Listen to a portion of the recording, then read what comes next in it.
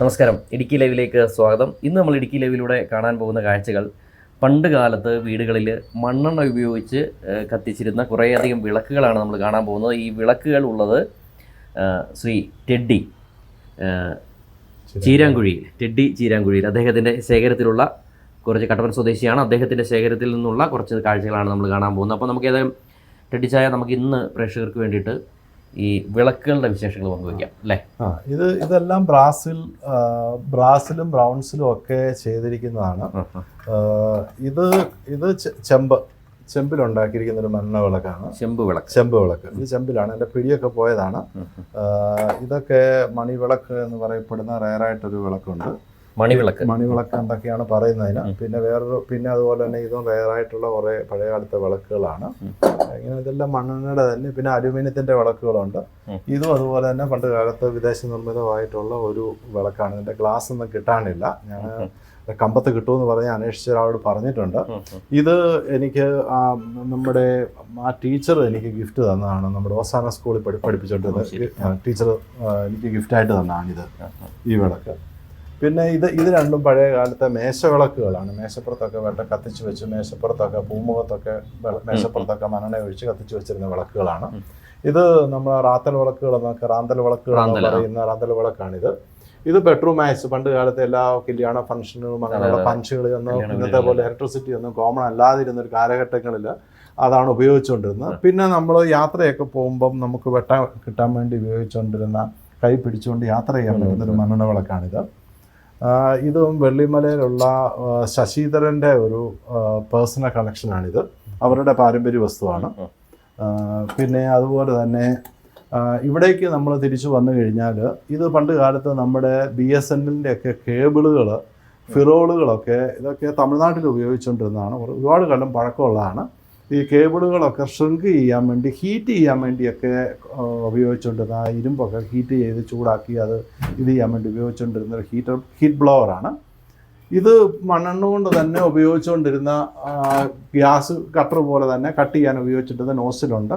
ഇത് മണ്ണെണ്ണ കൊണ്ട് ഹീറ്റ് ചെയ്ത് ആയി കഴിയുമ്പോൾ ഓട്ടോമാറ്റിക് ആയിട്ട് ഗ്യാസിൻ്റെ ഫോമിൽ നിന്ന് കട്ട് ചെയ്യാനാക്കി വെച്ചിരുന്ന കട്ടറായിട്ട് ഉപയോഗിച്ചുകൊണ്ടിരുന്ന ഒരു എക്യുപ്മെൻ്റാണ്.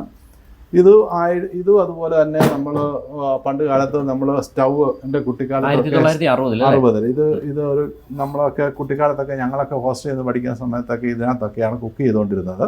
ഇങ്ങനെയുള്ള സ്റ്റൗവിനകത്തൊക്കെയാണ്. അതും അതുപോലെ തന്നെ ഒരു വിളക്ക്, മണ്ണെണ്ണ വിളക്ക് തന്നെയാണ്. അത് ഇച്ചിരി ഡാമേജ് ആണ്. അതുകൊണ്ടാണ് ഞാൻ അത് പുറകോട്ടൊന്ന് ഇറക്കി വെച്ചത്. മറ്റേ വിളക്കിൻ്റെ തന്നെയാണ്, പക്ഷെ അത് മാറ്റി വെച്ചു. പിന്നെ അതുപോലെ തന്നെ താഴേക്ക് വന്നു കഴിഞ്ഞാൽ നമ്മൾ പഴയ കാലത്ത് നമ്മൾ ഇടുക്കിയിൽ ഉപയോഗിച്ചുകൊണ്ടിരുന്ന മഴുവാണ്.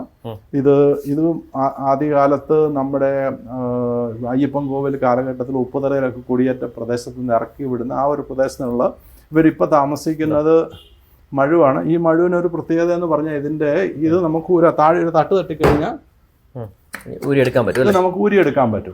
ഇതാണ് മഴു എന്ന് പറയുന്ന സാധനം. ഇത് സാധാരണഗതിയിൽ തടി ചെത്താൻ വേണ്ടി, വെട്ടാൻ ഉപയോഗിക്കാണ്ട്, പക്ഷെ ചെത്താൻ വേണ്ടിയാണ് ഇത് കൂടുതൽ ഉപയോഗിക്കുന്നത്. ഇത് നമ്മൾ തിരിച്ച് കയറ്റിയിട്ട് ഒരു തട്ട് തട്ടി കഴിഞ്ഞാൽ അത് അതിനകത്ത് കയറി ഊരിയൊന്നും പോകത്തില്ല, കാലൊന്നും വീഴത്തില്ല, അതിനകത്ത് സെറ്റായിട്ടിരുന്നോളും.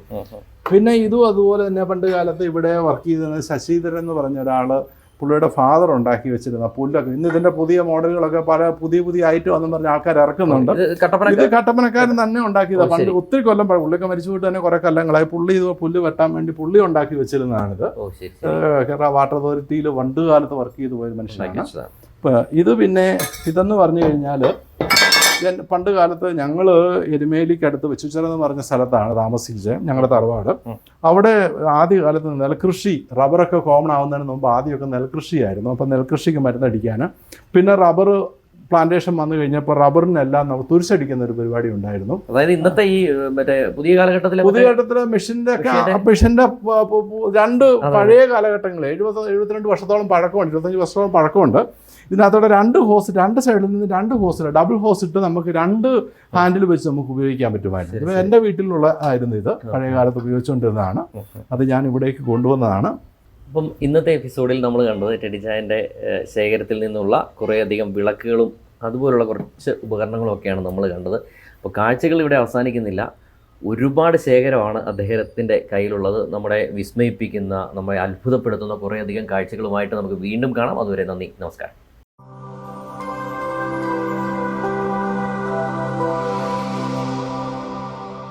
News, advertising, events, live, branding, social media marketing, media productions, ശബ്ദ ദൃശ്യ വിസ്മയങ്ങളുമായി Idukki live media productions, ITI junction, Kattappana.